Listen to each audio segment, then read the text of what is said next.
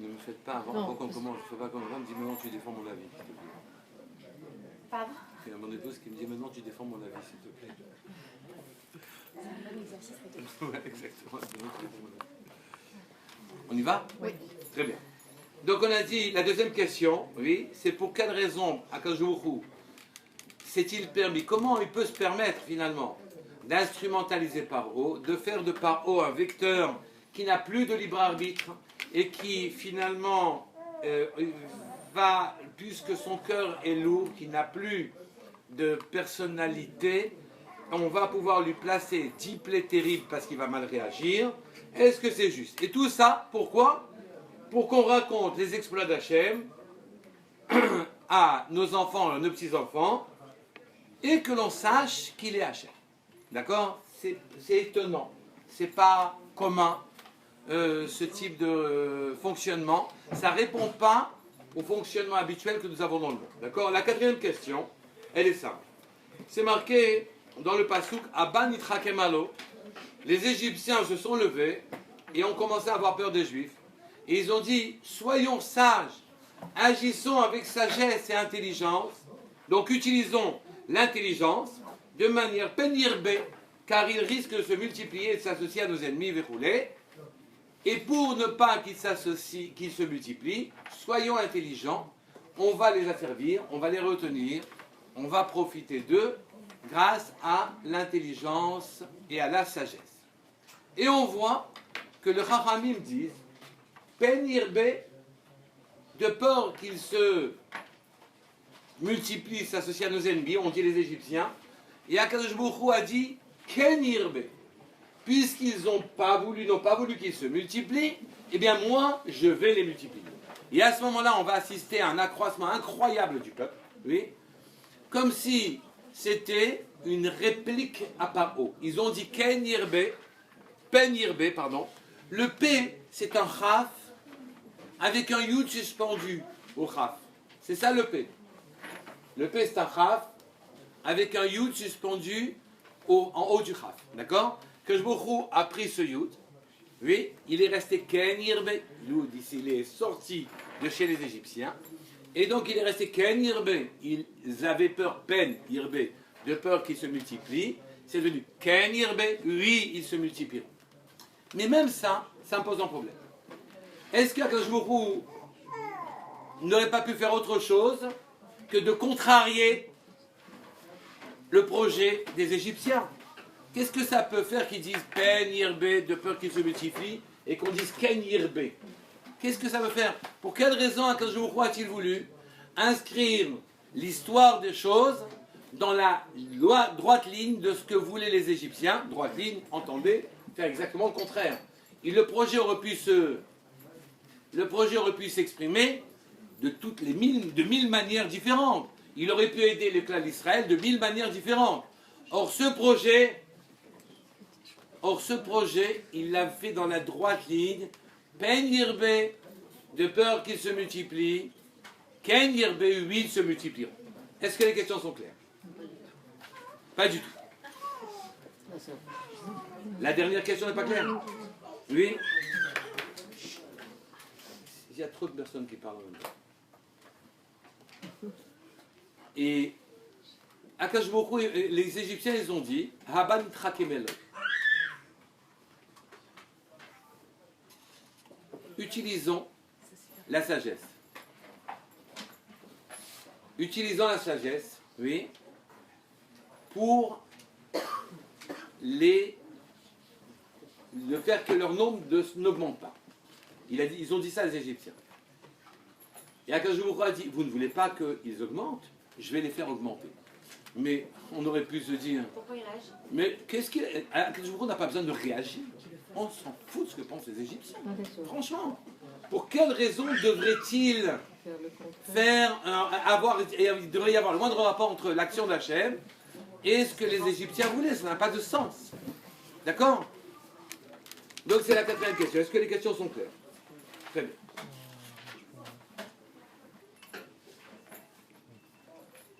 Dans la parashat Shemot et dans la parashat Vaïra, quand est-ce que je reprends à partir du truc? Maintenant? Vous devriez me répondre. Est-ce que je commence à partir de là ou de là? Je m'arrête ou je continue? Non, là pour l'instant, c'est pas en train de. Ça s'enregistre pas. Hein. Je sais pas si c'était une formation connue ou pas, mais en tout cas, ça s'enregistre pas. Bon, ça fait rien. L'eau, batterie, on s'en fiche. Dans la paracha de Shemot. C'est bon, tu vois. Ça y est, ça suffit. On enregistre de l'autre côté, c'est terminé. Hein? Paracha de Shemot, Vevaria. Ça y est, Jonathan, laisse. Oui, je... Non, mais c'est pas grave. Enfin, ça enregistre. Il y a un autre côté qui enregistre. Donc vous pouvez Non, mais ça gêne. Vas-y, Jonathan, laisse. Si ça gêne de l'autre côté. C'est pas branché, c'est peut-être pas branché là-bas. Ça y est, on sort de là et on continue. D'accord, laisse tomber. C'est pas grave. Un cours de moins. Vous voulez que je prenne la caméra? Bon. Qu'est-ce qui se passe? C'est enregistré ici? Oui. Avec l'image? Non, avec le son, parce que l'image, c'est compliqué de vous régler comme ça. D'accord. Donc ici,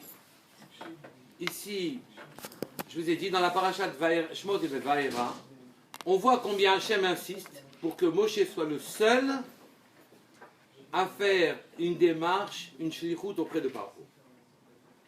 Dans le désert déjà, devant le buisson, il leur dit, va prévenir le peuple que je vais les délivrer, et tu diras à Paro de lâcher le peuple, etc. Et là-bas, on voit qu'Akashvoro demande et insiste profondément et énormément, oui, devant Moshe Rabbeinu, pour que ce soit lui qui agisse. Lui qui parle au peuple, lui qui parle à Paro. Et Moshe Rabbeinu, pendant 7 jours, refuse cette shlichut, refuse sa mission. Ça lui parlait pas, ça lui convenait pas, ça, je sais pas. La vérité, on peut comprendre. Hein. Non, c'est vrai, on peut comprendre, non? C'est-à-dire, bien sûr qu'à posteriori, on se dit, bon, pourquoi c'est comme ça, mais en vérité, on peut comprendre. Shmuel. Oui, et on peut comprendre, oui. Et il a 7 jours d'affilée. À la finale, je vous crois dit, bon d'accord, Aaron il parlera. Oui, mais à Paro, c'est toi qui dois parler. C'est toi qui dois parler à Paro. C'est pas quelqu'un d'autre qui doit parler à Paro. Et en Égypte, Akadosh Baruch Hu de nouveau a insisté et a dit, Hachem a dit à Moshe Rabbeinu, au moins à Paro, fais que ce soit toi qui parles. Je vais vous lire les psukim. Les psukim, prenez le Perek Vav, Pasuk Tet. Dans quel parachat? Dans Parachat la nôtre. Vav, il n'y a pas besoin de Parachat, comme c'est Vav. Vav et Tet, c'est Vaera encore. Vav, Pasuk Tet. C'est marqué, Vaïdaber Moshe, El Bnei Israël, Velo Sham'u, El Moshe, Mikot Serouach ou Miavoda Kasha. Je reprends. Tet, paragraphe Vav, Pasuk Tet. Vaïdaber Moshe, Ken El Bnei Israël, Velo Sham'u El Moshe. Et Moshe a parlé aux Bnei Israël en leur disant, je vais vous délivrer. Mais eux, ils n'ont pas entendu. Mikot Serouach ou Miavoda Kasha. Car ils avaient le souffle court et ils enduraient un dur labeur. Ils souffraient d'un dur labeur. Je vous ai lu la suite même. Vaïdaber Hashem el Moshe Nemor Hashem el Moshe Bo daber el Paro. Va-toi parler à Paro. Moi, tu parles toi à Paro. Melech Mitzrayim. Vaïshlach el Bnei Israël me'artso pour qu'il renvoie les Bnei Israël de l'Égypte. Vaïdaber Moshe l'ifne Hashem les morts. Et Moshe a répondu, Hen d'Israël le Shamu Elai. Les Bnei Israël qui auraient dû m'entendre, je parlais de leur délivrance. Le Shamu Elai. Et ils ne m'ont pas entendu. Ve'er yishma'eni Paro. Comment Paro m'écouterait-il? Ve'ani arel sfataim. Et moi, je suis lourd de langue. Moi, je balbutie. Ces quelques mots sont aussi très étonnants. Je reprends. C'est marqué que Moshe Rabbeinu a dit, si les Bnei Israël ne m'ont pas entendu, comment veux-tu que Paro m'entende? Mais à ce moment-là, ce n'était pas la peine d'ajouter, Vani arel sfataim. Il y avait déjà suffisamment de raisons par le fait que si jamais les intéressés ne l'entendaient pas, oui, celui qui n'avait pas intérêt à l'entendre, évidemment qu'il ne l'entendrait pas. Pas la peine d'ajouter que Moshe était dur de langage, n'était pas un grand orateur. D'accord? Pourquoi c'est marqué Vanir el Sfataim? On voit ici que le souffle court des Bnei Israël et le travail dur a provoqué que les Bnei Israël n'entendent pas. Souffle court, ça veut dire qu'ils ne respiraient pas. Lui, il n'entendait pas. Travail dur, les Mefarshim disaient qu'ils étaient Ovdei Avodah Zara, qu'ils étaient idolâtres. Les Mefarshim adoucissent ça en disant c'est pas qu'ils étaient réellement idolâtres, ils n'étaient pas idolâtres les Juifs. Oui, ils faisaient un travail Zara qui ne leur correspondait pas. Ils étaient en Égypte, ils n'étaient pas dans leur vie, ils n'étaient pas dans leur destin, ils faisaient des choses qui n'étaient pas pour eux, ils faisaient le travail que Paro leur demandait de faire, ils ne faisaient pas le travail qu'Hachem leur demandait de faire, d'accord? Et puisqu'ils faisaient un travail qui n'était pas le leur, à partir de ce moment-là, leur attention n'était pas disponible. Ils ne pouvaient pas écouter. Ils avaient toute leur attention détournée pour un travail qui leur était étranger. Ils n'étaient pas sur leur route, sur leur chemin, ils n'étaient pas dans leur vie, et donc leur disponibilité était captée. Souffle court maintenant, oui, souffle court, c'est étonnant. Qu'est-ce qu'on veut dire par souffle court? Épuisé. Et alors épuisé, pourquoi ça m'empêche d'écouter? Je viens de dire que justement, je vais être délivré. Souffle court, c'est que je ne dispose pas de ma propre spiritualité. Je n'ai pas de lien avec ma spiritualité. Je n'ai pas de roi. Vous vous souvenez? Il y a quelques shiurim, je vous ai dit qu'on a tous deux identités. Une identité matérielle et une identité spirituelle. Une identité matérielle, c'est une personnalité, oui. Moi j'aime ça ou ça. Moi j'aime les poissons frits, les pâtes à la tomate. Non, je vais le dire de manière triviale, comme ça c'est clair. Et quand je sens l'odeur du poisson frit ou l'odeur des pâtes à la tomate, alors à ce moment-là, ça me donne des envies. Ça déclenche des fonctionnements mentaux, d'accord? Ça c'est ma personnalité matérielle. Ou bien, aller plus loin, l'argent, le kavod, ou bien un bel habit, ou bien n'importe quoi, je sais pas. Et on est attiré des fois par telle ou telle personnalité. Ça c'est l'identité matérielle. J'ai une identité, Baruch Hashem, spirituelle, qui est l'équivalent de mon identité matérielle. La raison pour laquelle j'aime le poisson frit et les pâtes à la tomate, oui, c'est parce que j'aime le rouge et j'aime le blanc, j'aime le poisson, et que j'ai des équivalents spirituels à ces choses-là, et que je dépense bêtement mes cochotes personnelles en allant chercher pâtes à la tomate et poissons frits au lieu de chercher leur équivalent spirituel et de me demander au fond par quoi je suis attiré profondément. J'ai une identité très profonde, une identité spirituelle profonde. En vérité, j'aime par exemple la Kabbalah, ou bien j'aime le Midrash, ou bien j'aime la profondeur, la spiritualité. Et ce qui a un retentissement dans la matérialité, pas X ou Y ou Z. Je ne vais pas vous faire un dessin. Vous comprenez ce que je dis? Oui, mais ça veut dire qu'il faut réduire l'identité matérielle? Ça veut dire que normalement, il faudrait la réduire totalement? Oui.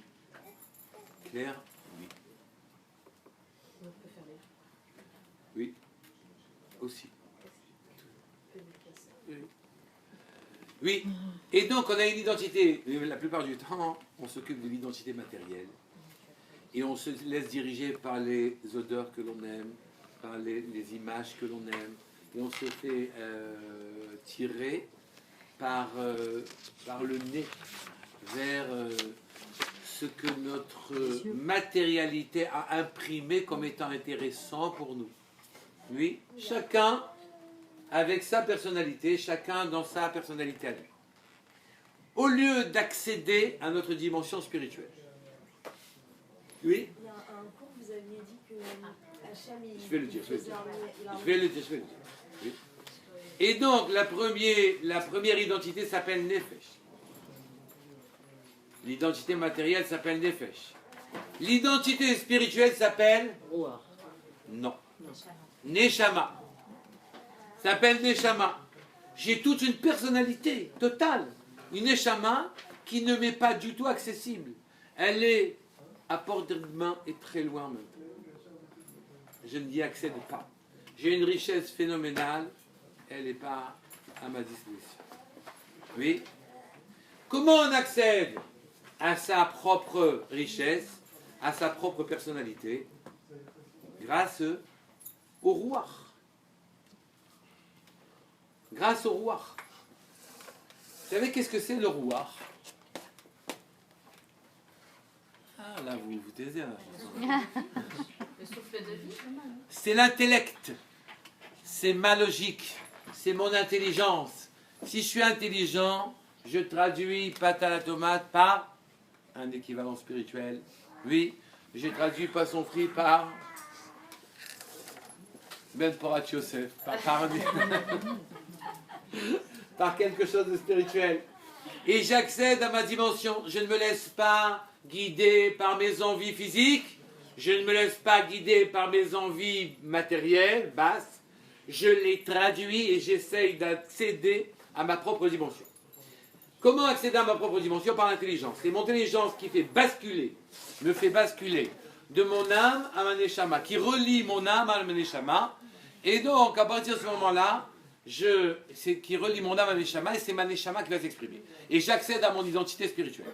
Eh bien, les bénis d'Israël, se préoccupant, leur neshama, leur nefesh, étant préoccupés de faire des travaux pour Paro, des briques, du mortier, de la paille, des bâtiments, des pyramides, tout ce que vous voulez, étant préoccupés de faire des villes de réserve pour Paro, eh bien, le souffle n'atteignait pas, leur souffle, leur roi, n'atteignait pas leur personnalité spirituelle. D'accord? Ils n'atteignaient pas leur personnalité. Et donc, ils n'entendaient pas Moshe. Et c'est ce que le Sfat Emet dit. Et quand on relit le Passouk, que je vous ai lu maintenant, qui dit Hen, qui dit maintenant Hen, c'était avant ça, Hen l'Israël le chamois elai. Les Israël ne m'ont pas entendu. Ha'er, her, yishba'ini paro. Comment m'entendrez Paro? Va'ani arel sfataim. Oui, alors que je suis arel sfataim. Qui m'a rendu arel sfataim? Qui fait que ma bouche balbutie? Qui fait que je ne réussisse pas à me faire entendre? C'est les Bnei Israël eux-mêmes. Car ici, je ne suis pas arel sfataim seulement parce que j'ai un défaut de langue. C'est pas ça le problème. Le problème n'est pas là du tout. C'est que les Bnei Israël, en ne m'entendant pas, m'ont rendu balbutiant. Là, le balbutiement que j'ai, en vérité, n'est pas un balbutiement naturel. Le balbutiement, c'est provoqué par les Bnei Israël qui ne veulent pas m'entendre. Les Bnei Israël ne voulant pas m'entendre, ont fait de moi quelqu'un qui est inaudible. C'est qu'en vérité, le courant n'est pas passé entre eux et moi. Et donc, je suis devenu Arel Sfataim à cause d'eux. D'accord? Ils ne pouvaient pas parler parce que les autres n'entendaient pas. Vous le savez tous, si jamais vous n'êtes pas entendu, vous ne savez pas parler correctement. Ça ne marche pas. D'accord? Il y a un courant qui s'établit, il y a une vitalité qui se fait, et c'est très fort la vitalité qu'il y a entre quelqu'un qui parle et quelqu'un qui entend. Et il y a une identité telle qu'au fond, dans la tête de celui qui entend, il y a les idées de celui qui a parlé. Et il y a un lien très profond entre une personne qui parle et l'autre quand elle l'entend.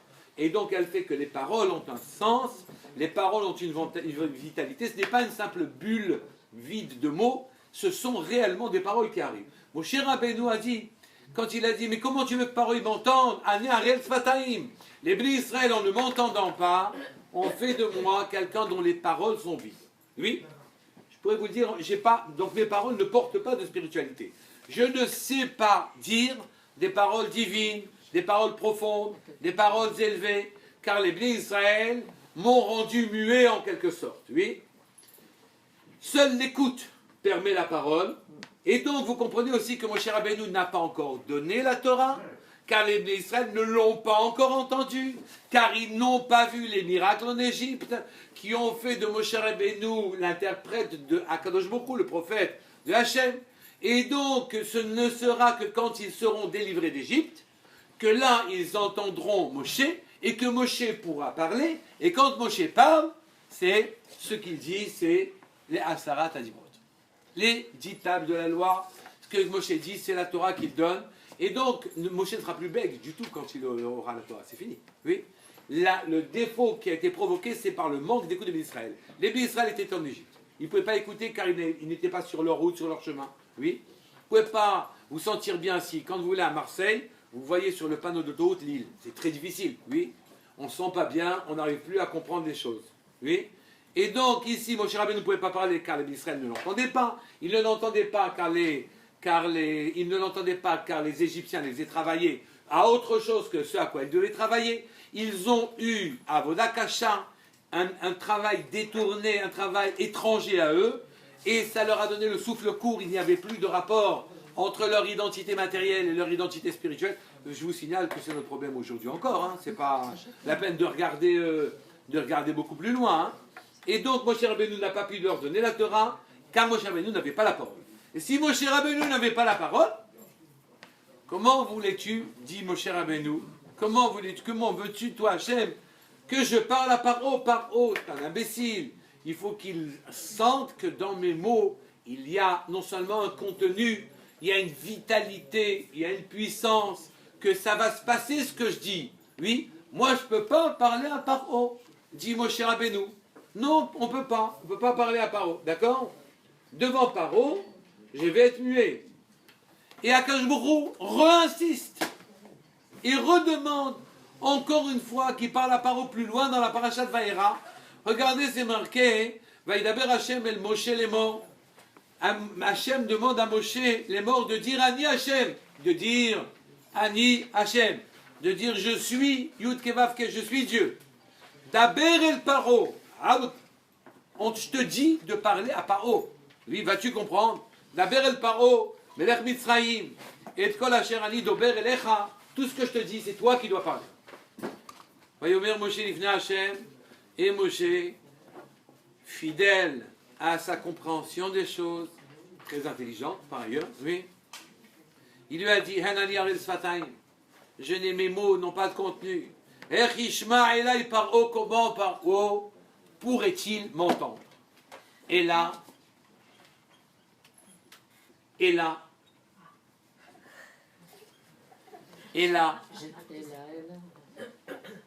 Hachem a cédé.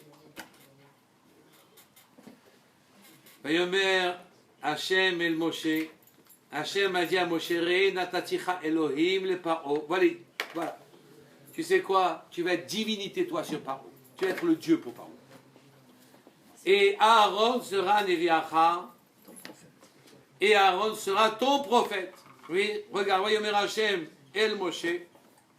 Il a dit à Hachem à Moshe, Nataticha Elohim le Paro.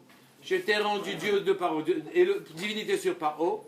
Ve Aaron Achicha, et Aaron ton frère, dont tu voulais sans cesse que ce soit lui qu'il parle, Yé Neviacha, il sera lui ton prophète. C'est où? C'est quel verset?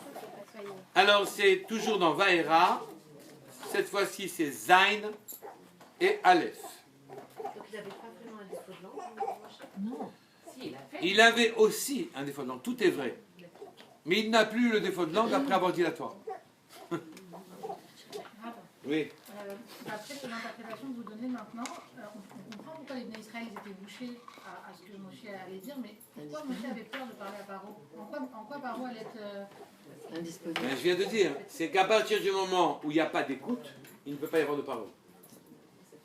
Pourquoi il n'y aurait pas d'écoute de la part de Paro? Parce qu'il veut garder ses Parce qu'il n'a pas envie d'entendre. Il Non, est c'est pas dans son intérêt, mais à la rigueur, il a fait ça. mais tu as sauté une étape. Pas envie d'entendre. Quand les bénis Israël n'écoutent pas Moshe, ils le rendent impropre à parler. Les contenus, les mots de Moshe auront d'après lui moins de contenu. Et à partir de ce moment-là, Paro ne peut pas entendre des mots vides. C'est pas possible. Si les bénis Israël ont rendu Moshe bègue, oui, Paro ne pourra plus entendre. Ils ont enlevé la force à Moshe. D'après Moshe Rabbeinu, les bénis Israël, ne l'entendant pas, ont fait de Moshe Rabbeinu quelqu'un qui ne dit pas des choses importantes. C'est-à-dire Moshe, il a quand même une espèce de perte de confiance en lui qui ne lui donne pas les moyens devant Paro de gérer. Non, il ne parle pas. Mais il ne parle pas parce que Paro n'écoute pas, il ne parle pas parce que les Béné Israël ont coupé la parole. Oui, mais quand il coupe la parole, ça ne veut pas dire qu'il ne peut pas parler. Couper la parole, ça veut dire que ces mots n'ont pas de contenu. Contenu. D'accord? Et donc s'il a des mots maintenant sans contenu, Paro ne peut pas l'entendre. D'accord? C'est l'inverse. Je comprends pas pourquoi. Je comprends pas pourquoi, si les Béné Israël sont en mesure de lui couper la parole, pourquoi Paro, s'il est en mesure d'écouter, ne pourrait pas la lui redonner. Si c'est pas Paro qui va donner la parole à Moshe Rabbeinu. Il ne veut pas écouter. Paro ne peut pas donner la parole à Moshe Rabbeinu. La parole et la profondeur est donnée dans le lien qu'il y a entre Moshe Rabbeinu et les Béné Israël. Si jamais il n'y a pas de lien entre Moshe Rabbeinu et les Béné Israël, la parole de Moshe Rabbeinu ne sera pas une parole divine. Auprès de tout le monde. Ah, bien sûr, évidemment. Et c'est pas Paro qui va redonner la parole à Moshe. C'est comme ça qu'interpréter Moshe les choses. Que je vous l'ai dit, tu sais quoi? Ce sera désormais Aaron qui sera ton prophète, et toi, tu diras à Aaron ce que je te dirai, et Aaron dira à Paro ce que je t'aurai dit. D'accord? Donc ici,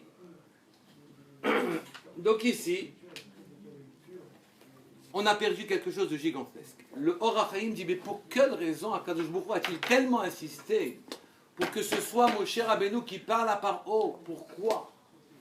Pourquoi il a tellement insisté? Et le Or HaChaim répond, si jamais Moshe Rabbeinu avait parlé conformément à ce qu'Hachem voulait à Paro, alors on serait arrivé à Mashiach, on aurait eu le Beit HaMikdash, et on aurait eu le Beit HaMikdash, on serait arrivé à Mashiach, on serait, tout serait terminé, tout aurait été dit, c'était terminé. Je vous pose la question, mais pour quelle raison quand Moshe Rabbeinu parle à Paro, oui, alors à ce moment-là il serait devenu Mashiach et que le Beit HaMikdash aurait été construit et qu'on aurait été délivré, pour quelle raison quand c'est lui qui parle à Paro, oui, alors à ce moment-là le monde aurait été un monde délivré, plein de Mashiach. Et on répond, regarde ce qu'Hachem lui a demandé de dire. Je vous relis le pasouk. Perek Zayin, pasouk Chavtet. Vaïdaber Hachem el Moshe les morts. Ani Hachem. Dis-lui, Ani, je suis Hachem. À qui? À Paro. Dis, je suis Hachem. Dis en Égypte, Ani Hachem. Dis ces mots-là, toi. Oui. Et bien alors à ce moment-là, Aaron va les dire, les mots. Il dit, mais non, quand c'est Moshe qui les dit les mots en question, puisque Hachem parlait par la bouche de Moshe Rabbeinu, si c'est Moshe Rabbeinu qui dit Ani Hachem, c'est Hachem lui-même qui dit Ani Hachem. Puisque la gorge de Moshe Rabbeinu n'était que l'organe par lequel Hachem parlait, alors à ce moment-là, si Moshe Rabbeinu avait dit Ani Hachem, il était clair que la parole, le dibour, les quelques mots Ani Hachem, je suis Dieu, ces quelques mots-là, c'était Dieu qui les aurait dit en Égypte. Et ces paroles auraient été incrustées en Égypte. Quand Moshe Rabbeinu dit Ani Hachem, mais il les dit à Aaron, qui lui les dit à Paro, alors à ce moment-là, il y a qui sait que Ani Hachem, qui sait que Hachem, c'est que Dieu c'est Hachem, qui sait? Moshe? Oui, Aaron aussi l'a entendu, mais c'est fini. Ce n'est que la parole d'Aaron qui règne en Égypte, ce n'est plus la parole de Moshe Rabbeinu. Et donc, à cause de ça, il n'y a pas eu Mashiach, il n'y a pas eu le Beit HaMikdash, et c'est la raison pour laquelle Hachem a tellement insisté pour que ce soit Moshe Rabbeinu qui parle à Paro, et c'est pour ça qu'il l'envoie, Hachem envoie tout le temps Moshe Rabbeinu, car Moshe Rabbeinu, il transporte la parole d'Hachem, pas les mots d'Hachem, comme Aaron. Il transporte la parole d'Hachem. Alors vous êtes satisfaite naturellement, mais moi je ne suis pas satisfait du tout. Non, c'est pas satisfait parce que tu comprends. Là, oui. Je ne suis pas satisfait du tout. Pourquoi, quand on dit Ani Hachem par la bouche de Moshe, pourquoi quand on dit Ani Hachem par la bouche de Moshe, Moshe aurait été Mashiach et on aurait atteint le deuxième Beit HaMikdash? Pourquoi? Pourquoi on comprend que c'est pas la même chose quand c'est Moshe qui parle et quand c'est Aaron qui parle. Quand c'est Moshe qui parle, c'est Dieu qui parle directement. Quand c'est Aaron qui parle, c'est Moshe qui parle par la bouche d'Aaron. D'accord? Mais maintenant, pour quelle raison par ces mots-là, Ani Hachem, on aurait transformé toute la situation? car quand Hachem, il dit Ani, Hachem, je suis Hachem, et qui s'installe dans le pays le plus obscur qui soit, dans l'endroit où il est le moins présent apparemment, s'il s'installe dans cet endroit-là et que sa parole, elle émerge et qu'elle est vivante et présente dans cet endroit-là, alors si dans l'obscurité la plus totale, il y a Hachem, on voit Hachem, alors à ce moment-là, il n'y a plus d'obscurité dans le monde, et à ce moment-là, on en arrive à la fin des temps, et on en arrive à construire le Beth Amikdash en Israël, à Yerushalayim, etc. D'accord? On comprend ça. Cependant, on ne comprend toujours pas quand on dit Ani Hachem, ça amène cette conclusion. En quoi les mots Ani Hachem amènent cette conclusion? Le fait que Dieu dise Ani Hachem, ça amène cette conclusion. Le Har HaChaim répond. Le Har HaChaim répond, si mes souvenirs sont bons, sur le premier pasouk de Vaïra. Sur le premier pasouk de Vaïra, c'est marqué Vaïdaber Elohim el Moshe, Vayomer elav Ani Hachem, Vaïra el Avraham el Yitzhak vel Yaakov vekel Shakai, Ushmi Hachem lo nodati lahem. Je reprends. Il a dit Elohim à Moshe, il lui a dit Vayomer elav, il lui a dit Ani Hachem. De nouveau, il a dit à Moshe Ani Hachem. D'accord? Qu'est-ce que c'est ce Ani Hachem? Oui. Quelle est cette manifestation extraordinaire qui, quand elle est présente par la bouche de Moshe Rabbeinu, chasse toute obscurité dans le monde et amène le monde à sa finalité et on amène le Beit HaMikdash? Il a dit justement cette parole en début de Vaïra, Vaïdaber Elohim el Moshe, Vayomer Ani Hachem. Première parole. Et Hachem s'est plaint. Vaïra el Avraham el Yitzhak vel Yaakov bekel Shaddai. Et je suis apparu à Avraham, Yitzhak et Yaakov sous le nom de quel? Shaddai. D'accord? Qui veut dire quelque chose, ou Shmi Hashem lo nodarti lahem. Et la parole et le nom d'Hachem, Yud Kevavke, lo nodarti lahem, je ne l'aurais pas fait connaître. Seulement, il y a deux problèmes dans ce passage. Je reprends tranquillement. C'est marqué, je ne vais pas trop vite là. D'accord. Je reprends tranquillement. C'est marqué ici, il est apparu à Abraham, Yitzhak et Yaakov sous le nom de quel chacun. Qu'est-ce que ça veut dire ce nom-là? Celui qui donne de la vitalité, Shaddai, suffisante à chaque élément qui doit avoir existence sur Terre. Il y a le moindre gravillon, s'il n'a pas un degré de spiritualité, il ne peut pas exister. Il donne la vitalité à chaque chose, mais il la donne suffisamment. En chaque chose, il y a la vitalité suffisante. C'est ça qui fait d'ailleurs qu'il y a de la science sur Terre. Hein. La science, c'est que chaque existant sur Terre a un coefficient de vitalité qui lui donne une couleur, une force, une propriété, etc. Telle ou telle qualité, et qui va réagir comme ci ou comme ça, etc. Et donc, le scientifique viendra là-dessus en disant, oui, tel et tel corps, c'est comme ça que ça marche, et je vais vous expliquer, les experts, ils vont vous expliquer ceci et cela, etc. Et la totalité de en répertoriant l'énergie qui est contenue dans chaque existant, alors à ce moment-là, puisqu'il y a une pérennité, une permanence, on a une intelligibilité des choses. Tel corps a toujours telle propriété, car il y a telle vitalité. Oui, objet inanimé, avez-vous donc une âme? Oui. Oui, bien sûr, vous avez une âme. Oui. Et l'âme, c'est Dieu qui la donne, et chaque objet, il a quelque chose, et ce quelque chose, il est répertorié par sa couleur, par sa propriété, par etc. D'accord? Et donc, on a fait la science, il n'est apparu Hachem que sous ce nom-là à Abraham, Yitzhak et Yaakov. Et avec ça, découvrant qu'il y a une vitalité et donc présence divine dans chaque existant sur Terre, ça leur a suffi pour comprendre qu'une force générale qui gouverne l'univers en jouant avec les vitalités qu'il y a dans chaque chose. D'accord? Oui. En jouant avec les vitalités qu'il y a dans chaque chose. Et c'est sous ce nom-là et que l'incroyable fidélité d'Abraham, de Yitzhak et de Yaakov a fait confiance à Hachem pour tout le reste. Et à toi, mon cher Rabbeinu, je t'ai apparu sous le nom de Yud Kevavke, de Hachem, sous le nom de la vitalité, ce qui donne la force et l'existence à tout. Oui, pas l'existant, le Yud Kevavke qui est dans chaque chose, pas la force limitée, quelle chez Dai, qui a donné juste ce qu'il fallait comme vitalité à chaque chose. Je t'ai mis en rapport avec la vitalité générale de l'univers. Et toi, tu te plains et tu me dis, mais pourquoi tu as fait du mal à ces juifs, c'est pas bien que tu m'aies envoyé comme ça, etc. Chaval adel d'Avdin. Ah, combien sont regrettables et regrettables le départ de tes pères avec eux, combien je m'entendais. Oui, et avec toi, combien c'est difficile de travailler. C'est vrai qu'avec nous, c'est difficile de travailler. D'accord? Et donc, avec eux, c'était tellement facile. Et avec nous, c'est difficile. Avec nous, c'est difficile. Oui? Et donc, on voit qu'Akadosh s'est quand même adapté à Moshe Rabbeinu. Il lui a dit, tu sais quoi, d'accord. Allez, c'est Aaron qui va parler. Et il sera ton prophète, d'accord, on y va. Et qu'est-ce qu'on a perdu au passage? On a perdu que ce n'est pas Moshe Rabbeinu qui a dit Ani Hachem. Mais qu'est-ce que ça peut faire? C'est Aaron qui a dit Ani Hachem. C'est bien, il les a prononcés. Shmuel, ces mots-là.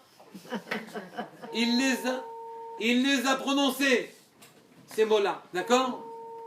Qu'est-ce que ça peut faire que ce soit Moshe qui les prononce ou Aaron, même bien que il manque d'intensité, ok, c'est Aaron qui les a prononcés, c'est pas Moshe. Ces mots-là manquent d'intensité. Mais cependant, quel impact ces mots-là auraient eu? Répond le Rachaim. Le canal. Répond le Rachaim. Il n'y a qu'une seule entité pour laquelle le nom se confond avec la chose. Dans ce premier passouk de Vaïra, je vous ai triché, j'ai mal traduit. Je reprends le premier passouk de Vaïra. C'est marqué Vaïra el Avraham el Yitzhak el Yaakov. Il est apparu à Avraham, à Yitzhak et à Yaakov sous le nom de quel Shakai. D'accord? Et c'est marqué après Ushmi Hashem lo nodarti lahem. C'est écrit, je vous traduis maintenant de manière impropre, mais c'est ça qui est écrit. Et le nom, mon nom, Hachem, je ne me suis pas fait connaître à eux. Oui, mais on aurait dû dire, et mon nom d'Hachem, je ne leur ai pas fait connaître. Ici, c'est pas écrit, je ne leur ai pas fait connaître. C'est écrit, je ne me suis pas fait connaître. Mais on peut pas, ça marche pas, la syntaxe n'est pas correcte. Et mon nom d'Hachem, je ne me suis pas fait connaître. Ça ne va pas. Sauf si vous dites que pour Hachem, le nom, c'est lui. Et lui, c'est le nom, dans les deux cas. Le nom, c'est lui, et lui, c'est le nom. Alors, naturellement, les esprits intellectuels s'arrêtent là en étant contents, mais on va aller plus loin parce qu'on est très pratique. Oui. Ça veut dire concrètement que quand les lettres brillent, du nom Yud, plus loin He, plus loin Vav, plus loin He, ce n'est pas des lettres que vous avez en face de vous. C'est Hachem lui-même que vous avez en face de vous. Quand vous évoquez le Yud Kevav Ke, ce n'est pas des lettres que vous avez. Il faut écouter. Pas des lettres que vous avez. C'est une force. C'est Hachem que vous avez. Puisque son nom, c'est lui. Et que lui, c'est son nom, ce qui n'existe pas pour aucune autre créature. Nous nommons telle ou telle chose, et le nom ne se confond pas avec la chose. On peut l'écrire, on peut le prononcer, mais ce n'est pas pour autant que la chose est présente devant nous quand on a prononcé son nom. Le nom ne se confond pas avec la chose. Mais pour Hachem, son nom, c'est lui, et lui, c'est son nom. Les lettres que vous voyez apparaître devant vous, c'est Dieu qui brille devant vous. C'est Hachem qui est présent, les lettres sont vivantes, c'est Hachem qui est présent devant vous. Et quand il a dit Ani Hachem à Moshe Rabbeinu, dit en Égypte, Ani, et maintenant vous savez traduire d'habitude, on ne traduit même pas ces deux mots-là, Ani Hachem. Je suis Hachem. Nous on entend, il est en train de dire qu'il est là. Mais on ne voit pas qu'il est en train de dire que le Yud Kevavke, c'est lui-même. Ce nom-là, les quelques lettres prononcées, évoquées, écrites, oui, le Yud, le He, le Vav, le He, ces quelques lettres, c'est lui-même Hachem qui est présent devant nous. Lui, pas des lettres, pas des mots, c'est lui qui est là. Quand vous avez Yud Kevavke devant vous, c'est Hachem que vous avez. La première halakha du Shulchan Aruch, c'est Shiviti Hachem le Negditami. Tu installes Hachem devant toi. On entend, installe les lettres. Oui, et ça on dit, on installe rien de plus que ça. Oui, on te dit non, pas du tout. C'est Hachem qui est devant toi. Si Hachem, ces mots-là avaient été dits par Moshe, c'est-à-dire que par la bouche de Moshe, par la gorge de Moshe seraient passées ces paroles prononcées par Hachem, la présence d'Hachem lumineuse totale aurait été en Égypte. Dans l'obscurité aurait disparu, le monde aurait été clair et on serait arrivé à Mashiach. Est-ce que c'est clair? Alors, je comprends pas pourquoi, si lui l'avait dit, ça aurait, il aurait été. Lui Pourquoi, seul est le canal. pourquoi si c'est. Quand c'est Hachem qui dit lui-même, par la bouche de Moshe, Oui, mais pourquoi ben, Moshe, c'est le seul canal. il y a un lien Parce qu'il a direct. choisi, parce que. L'intensité de la présence divine, quand c'est Hachem qui se met dans ses propres lettres, c'est lui qui est présent. Ne regardez pas Yud Kei Vav Kei en Égypte, ne regardez pas des lettres, vous avez Hachem devant vous. Hachem c'est Yud Kei Vav Kei, Yud Kei Vav Kei c'est Hachem. Donc Hachem aurait été présent en Égypte, entièrement, totalement présent en Égypte. Et donc, l'Égypte, il n'y aurait plus d'obscurité, il s'aurait été dit devant Paro, et à ce moment-là, l'histoire aurait été différente. D'accord? Pourquoi Moshe il cède pas finalement? Pourquoi c'est Hachem qui cède alors que l'enjeu est tellement important? On verra. Parce qu'il fallait la galoute. Pour les étincelles. Non, on verra. Parce que. Parce qu'Hachem, il est gentil avec nous. Ah, Et n'importe quoi que vous voulez faire, s'il y a encore un moyen d'arriver à Mashiach par votre entremise, par les trolloïdes par lesquels vous voulez faire, ben on y va. Moshe, quand il a demandé à rentrer en Eretz Israël, il lui a dit non, pour qu'il y ait la galoute. Pour pas qu'il y ait le Beth Amikdash et pour pas Non, non, c'est vrai et faux. C'est-à-dire, Hachem a vu qu'il y avait plus d'avantages à ce que Moshe ne rentre pas qu'à ce que Moshe rentre. Il y avait plus de danger à ce que Moshe rentre, alors que les Israël n'étaient pas prêts, à ce que Moshe ne rentre pas. Et c'est pour ça qu'il a fait rester sans plus. Mais c'est pas, mais d'une certaine manière, Moshe, il a voulu ne pas parler à Paro, que je lui ai dit, bon d'accord, allez, on parle pas, tu parles pas Paro. Pourquoi? Parce que malgré le fait qu'il parle pas à Paro, on y arrivera quand même à Mashiach. Ça, c'est le libre arbitre de Moshe. Oui, nous avons tous un libre arbitre. Et Akadosh Baruch Hu suit notre histoire personnelle. Je voudrais justement arriver à ce point et expliquer pour quelle raison, chez les Égyptiens, Akadosh Baruch Hu s'est permis de prendre les Égyptiens et de les utiliser en alourdissant le cœur de Paro, pour arriver à mettre ses signes, ses plaies en Égypte, et que, on dise que à nos enfants et à nos petits-enfants qu'Hachem était présent en Égypte et qu'il s'est joué des Égyptiens, et deuxièmement, qu'on sache qu'il est Hachem. C'est ça la question. Donc j'en arrive de nouveau ici. Reprenons. Moshe a refusé. Il avait ses raisons. Les Bnei Israël ne l'entendaient pas. D'accord? Mais Moshe Rabbeinu, il y a un reproche qui lui a été fait. Il aurait dû abandonner sa logique et son patrimoine d'impression qui lui fait, au bout du compte, qui dirige, qui domine sa conduite à lui. D'accord? Il aurait dû abandonner sa logique. Elle est parfaite, Moshe Rabbeinu, il a raison. On ne l'entend pas, donc il ne va pas dire des mots qui soient signifiants. Il n'y aura pas de profondeur dans ces mots-là. Donc il a raison quand il dit je ne veux pas parler à Paro. Et Akadosh Baruch Hu, il accepte ça. Mais il y a un reproche terrible qui lui a été fait. Il aurait dû abandonner son patrimoine d'impression pour prendre, qui a déterminé toute sa conduite, pour prendre une logique alternative. Laquelle? Celle de l'année Hachem. Vous pensez bien que puisque Yud Kei Vav Kei, c'est l'existant, c'est ce qui fait exister tout. Oui? Quelle logique vous voulez opposer à l'existant? Quelle bouche, oui, balbutie si l'existant veut qu'elle ne balbutie pas? Quelle écoute vous voulez qu'on n'ait pas si Akadosh Baruch Hu ouvre de force ses oreilles? Si Paro n'entend pas et que Akadosh Baruch Hu veut qu'il entende, vous croyez que Paro n'entendra pas? Évidemment que quand on est devant Yud Kei Vav Kei, quand on est dans une logique de Kel Shakai, où chaque chose a une force limitée, une mesure limitée, et qu'il y a une logique à réagir avec lui de telle ou telle manière, en regard de sa force et de ses propriétés. Ok, tu ne peux pas parler à Paro, tu comprends que les Bnei Israël ne peuvent pas t'entendre, tu comprends plein de choses. Mais si tu as en face de toi Yud Kei Vav Kei qui fait que c'est lui que tout existe, il n'y a plus de logique. Il aurait dû abandonner la logique intelligente qu'il avait, oui, pour rentrer dans une logique alternative où de toute façon tout est immédiat, intuitif, sans canal, que tout fonctionne. La force qui détermine l'existence même de l'univers, Elle est là, donc il n'y avait pas à raisonner. D'accord? C'est ce qu'on reproche à Moshe. Je pourrais presque en arrêter là, vous avez déjà beaucoup. Mais je vais continuer. Je vais continuer parce que c'est important. Eh bien maintenant, oui, puisqu'il n'a pas dit Ani Hachem, Moshe Rabbeinu, et que le Ani Hachem n'est pas en Égypte, il va bien falloir que les Juifs l'écoutent. Oui? Vous savez comment ils vont écouter le Ani Hachem? Avec les plaies. Et voilà.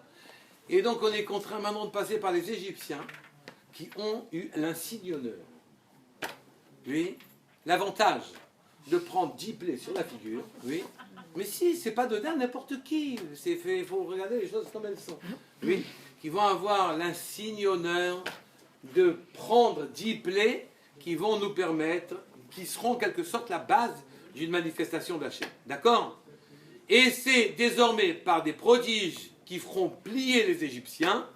C'est cela que dit le Passouk, Vidatem Kiani Hachem. Et maintenant, vous les Juifs, vous saurez Kiani Hachem par l'intermédiaire de ce que vos yeux voient.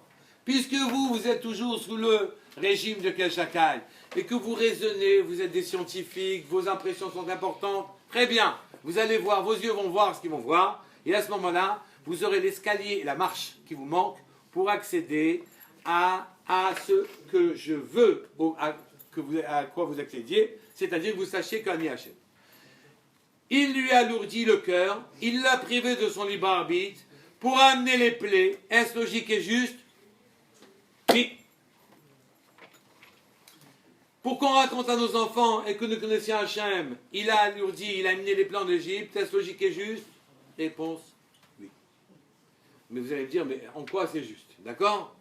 Le Sfat Emet, sur la paracha, dans l'année Tarmat, il donne une raison très étonnante, une raison incroyable. Il dit, vous savez pourquoi Akadosh Baruch Hu a alourdi le cœur des Égyptiens? Eh bien, c'est parce qu'ils ont ajouté un passouk à la Torah. Les Égyptiens ont ajouté un passouk à la Torah. C'est quoi le passouk? Aban itrakem alo. Allons utiliser de la sagesse pour les asservir, peine yirbe, de peur qu'ils ne se multiplient, etc. Oui, et ça c'est un passouk de plus. Ils utilisent la sagesse pour ça. Vous savez, on dit qu'Hachem a regardé dans la Torah pour créer le monde. Le Siftei Chaim dit que tout ce qui a été créé l'a été pour faire le plan divin, pour faire ce que la Torah veut. La Torah dit tu dois secouer le loulav, donc il faut qu'il y ait un loulav. Pour qu'il y ait un loulav, il faut qu'il y ait des palmiers. Pour qu'il y ait des palmiers, il faut qu'il y ait de la terre. Pour qu'il y ait de la terre et que le palmier pousse, il faut des engrais, il faut de l'eau, il faut des canalisations, il faut des paysans. Il faut des paysans, il faut des femmes et des enfants de paysans. Il faut des maisons, il faut des couteaux. Et donc vous avez des mines de fer, vous avez des marchés de capitaux, vous avez... parce que personne n'a l'argent pour exploiter des mines de fer, des minerais, et donc on est obligé de réunir des bourses et des marchés financiers qui permettent de réunir les capitaux, qui permettent d'exploiter les minerais en question. Oui, et ensuite vous avez besoin des traders, vous avez besoin des banquiers, vous avez besoin des cadres supérieurs qui courent avec des attachés caisses dans les couloirs, que leur ont offert leurs femmes. Il faut donc avoir des vaches pour fabriquer tout ça pour le loulav, pour fabriquer le cuir, pour fabriquer les attachés caisses, qu'elles leur font le cadeau, etc. Il faut des bijoux, et il faut des maisons, il faut des lunettes pour voir, il faut ceci et cela. Pour un loulav, pour le loulav. Et pour toutes les mitzvot, c'est pareil. Donc tout ce que vous avez sur terre de manière générale n'est que le reflet des mitzvot. Pour faire le mitzvot, il fallait un loulav, donc il a fallu tout ce que je viens de vous dire maintenant. D'accord? Et toutes les histoires qui se tissent, vous savez, les romans, d'un tel qui se marie qu'un tel, etc., c'est pour le loulav. Pour le loulav. Oui. Tout ce que le grand truc, c'est pour le loulav. Oui. Ben, si jamais il n'y aurait pas eu de loulav dans tel endroit, si jamais une telle avait voulu épouser un tel, etc., et donc il y aurait eu des terrains qui auraient changé de main, et tout ça, c'est l'histoire du monde que je dessine devant vous. Donc Akadosh Baruch Hu, il a regardé dans la Torah pour créer le monde. Et tout et fait partie du plan de la Torah. D'accord? Elle est l'origine de tout. Et nous sommes là pour la mettre en évidence, en exergue. En Égypte, oui, ce qui était apparent, c'était que Paro est dominé. C'était que l'idolâtrie, elle gagnait. Oui, ça c'est l'apparence. Et la Torah, elle, la profondeur, la vitalité profonde, elle était cachée. Elle était même prisonnière de Paro. ni la Torah écrite, ni la Torah orale n'étaient perceptibles. Oui. Pourtant, oui, sourdait des profondeurs du sol déjà la puissance de la Torah qui se rebellait contre Paro et ses sbires, qui voulaient imposer leur histoire. Déjà, Rome remplaçait Sparte. C'est la profondeur en volcan qui montait. Et l'histoire de la Torah, l'histoire voulue par la Torah, c'est elle qui perçait l'écorce et les clipotes pour finir par émerger au Sinaï. Elle poussait déjà en Égypte. La Torah était déjà en Égypte, et la Torah était écrite, et la Torah qui était orale était en Égypte. Où je vois que la Torah écrite était en Égypte, c'est marqué, oui, dans notre pasouk, le premier, oui, Irbadeti et Libo, va chez Paro, vous avez compris maintenant pourquoi c'est Moshe Rabbeinu qui devait aller chez Paro, qui Irbadeti et Libo, car j'ai alourdi son cœur, les man chiti ototai, afin de mettre mes lettres, mes signes, ototai, signes, ou lettres. Je dois mettre mes lettres. Mes lettres vont apparaître. Oui, les lettres qui sont exactement le même mot que les signes vont percer le sol égyptien comme un volcan et s'écrire en 10 plaies. Ce sont les lettres qui vont écrire les 10 plaies qui se rebellent contre l'histoire voulue par Paro. Je reprends. Il y a une confusion entre ototai, mes signes, mes plaies que je vais mettre en Égypte, et dans ototai, il y a le mot ot, lettres. Oui. Donc les lettres de Torah qui sont en train de voir que Paro est en train de détourner l'histoire à son profit, eh bien ces lettres vont se rebeller et vont apparaître, écrire l'histoire telle que eux elles le veulent. D'accord? Et les 10 plaies, ot, oui, et tous les signes et prodiges, ot, qu'il y a en Égypte, c'est exactement la même chose que lettre. Une lettre, ça se dit ot, ou un signe, ça se dit ot. D'accord? La Torah était donc en Égypte. Les lettres se sont manifestées de manière éclatante. Elles ont écrit des mots qui signifiaient des plaies. Et puisque les lettres sont vivantes, comme je vous l'ai dit, alors à ce moment-là, les plaies sont montées depuis le sol égyptien. Les prodiges et les signes ont fait émerger des lettres que voulait masquer et retenir Paro. Paro voulait retenir les lettres de Torah. C'est une ambition démesurée qu'il ne pouvait pas tenir. Donc, c'est ça, ici, la Torah écrite. Est-ce qu'il y a une question?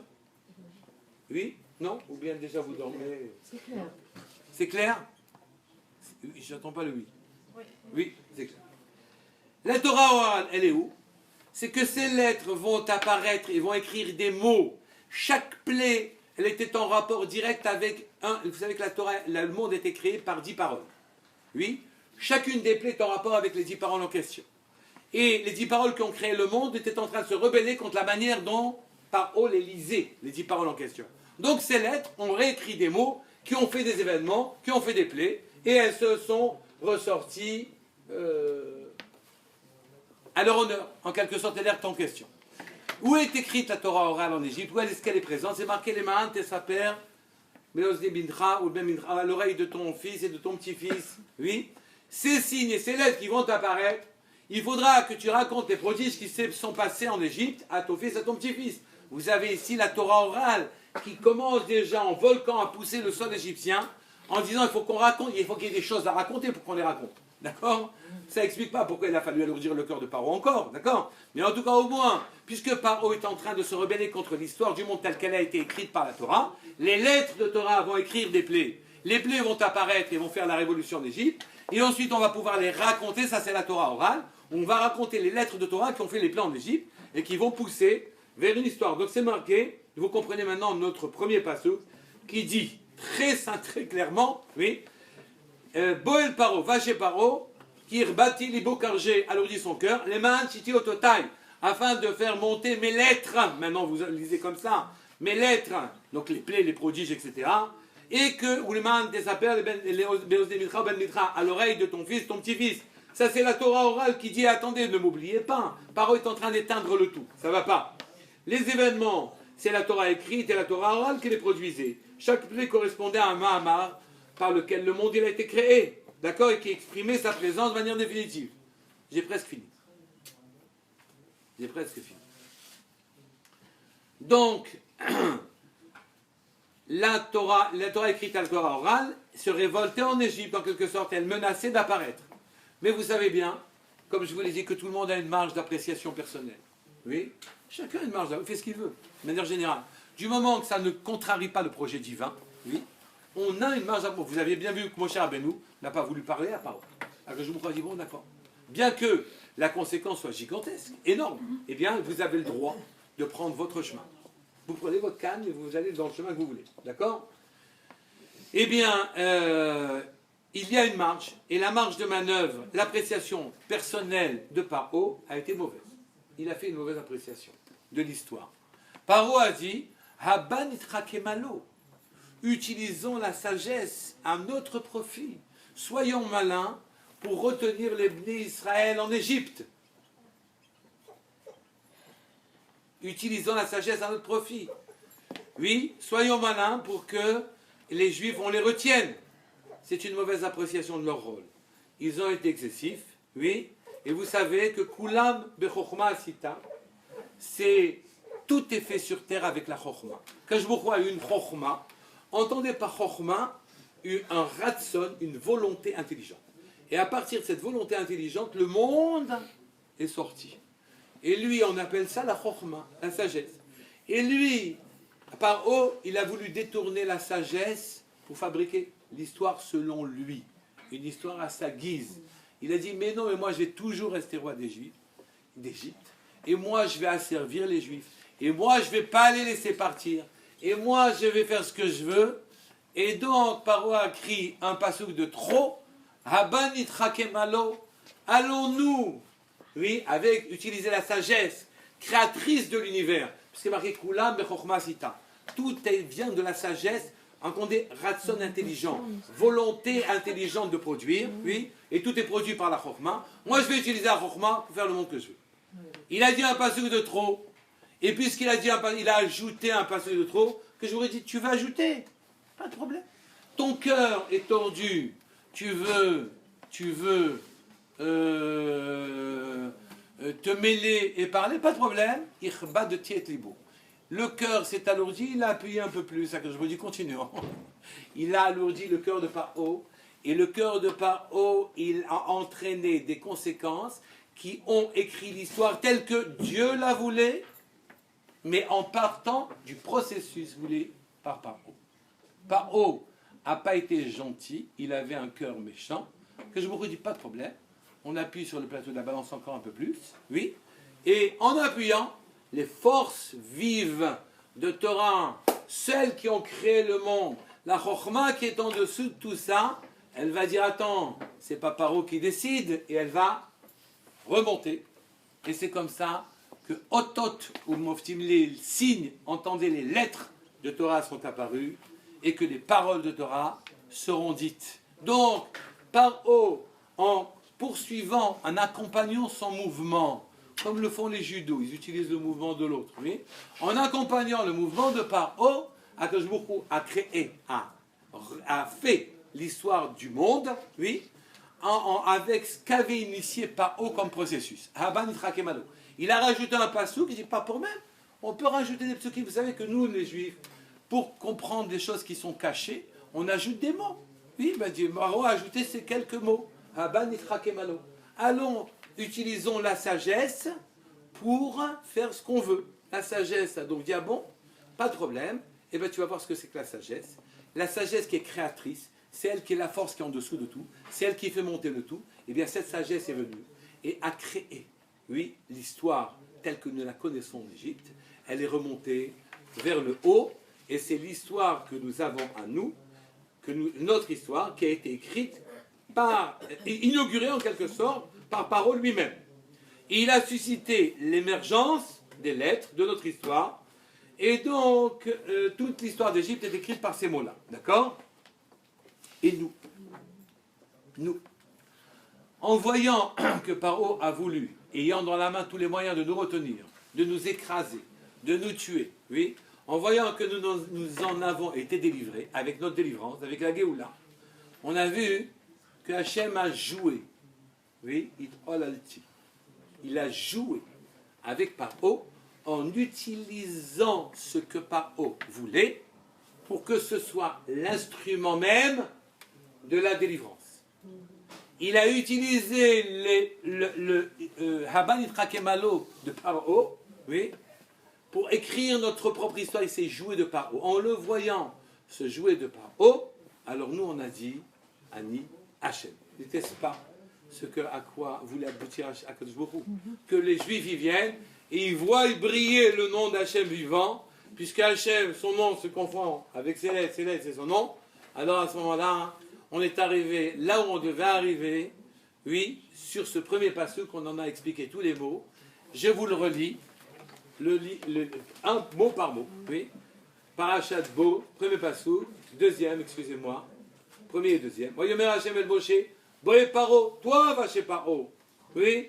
Kanir Baktiet Libo, bon, t'as pas voulu auparavant, oui, dire toi, mais parce que maintenant, du fait que t'as pas voulu lui dire toi, Ani Hachem, Ichbad Tiet Libo, j'ai utilisé son mouvement, oui, Vetlev Avadar et le cœur de ses serviteurs, les mains situées au total, afin que quand eux veulent commander la Chokhmah pour qu'elle fasse l'histoire à leur guise à eux, alors à ce moment-là, les lettres de Torah remontent, les mains situées au total, qu'elles remontent et qu'elles fabriquent les prodiges qui s'est passé, et les cela, Bekirbo, Ulman Tesaper, ça c'est la Torah écrite, Ulman Tesaper Beozne Binra, aux oreilles de ton fils, ou Ben Bitra de ton petit-fils, Asherit Alalti, j'ai joué avec les volontés des Égyptiens, Bemitzraïm, chez eux-mêmes, Ve'etototai Asher Samti Bam, et tous les prodiges que j'ai mis chez eux, Vidatem en jouant avec eux, vous saurez, qui a ni Hachem, que je suis Hachem présent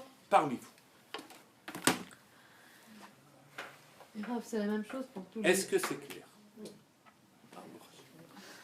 Mais c'est valable Ce que je pour me demandais, Obama et pour Trump. si j'y arriverai très sincèrement, Ils font tous ces instruments d'achat. on y est arrivé. Ra, ça veut dire qu'une plaie correspond à une parole des 10 commandements? Oui. Oui. Et un des mamars. Oui, Daniel. Non, je disais, c'est valable pour tous les hommes de pouvoir de la planète depuis la nuit des temps. Oui. Chacun fait l'histoire malgré lui. Oui. Il est l'instrument Et d'Hachem après, pour accomplir l'histoire. oui. Vous savez ce qu'on va faire maintenant? Mais attention, derrière l'histoire d'Égypte, il y a eu la Torah. Oui. Et donc, derrière, on n'a plus rien à dire derrière ça. C'est l'antichambre, Parce ouais. que c'est là, Ouais, tout s'est fait. il l'a poussé et donc est remonté par, sont remontées les lettres de Torah pour émerger totalement au Sinaï. D'autres questions sur ce qu'on a dit maintenant? Le Haban Itrakem, c'est quelle façon? C'est dans Vaïra. Jonathan, Avan Chakema, l'eau. Shemot, quel vaso? Bal Koré. Tu sais ce que m'a fait remarquer que Trump était roux comme ça. Comme David Amela. Mais fâché, mais je sais pas. Mais ça avait été Oui. roux. Mais lui, c'est pas ça. J'ai dit que vous reviendriez sur un sait peu pas, par on sait rapport à Il la symbolise. légitimité journées de la symbolisent matérialité. ça. On sait De pas. là, La légitimité de la matérialité. Sa fille, elle est juive. Parce que... Ouais, bah ouais, c'est juif. j'ai pas le droit. Et ça aussi va causer l'histoire. Mais j'ai fait attention à chaque chose, donc en principe, on peut retrouver tout. Rav, à la fin du schéma Israël, il y a marqué Ani Hachem. Oui, voilà. C'est pareil? Mais bien sûr, il veut qu'on sache. Et lui, c'est son nom et son nom, c'est lui. Vous avez le nom, c'est pas le nom que vous avez en face de lui, de vous, c'est lui. S'il me reste Israël, De quel Pérec? Pérec Yud, Pasuk Yud. Premier Pérec de Shemot, Pasuk Yud. Haban Yitzhak Malo. Il voulait utiliser la sagesse, qui est la force créatrice même, pour détourner à sa guise. C'est l'ambition de tous les dirigeants, de tous les grands dictateurs. Autre question sur ce qu'on a dit?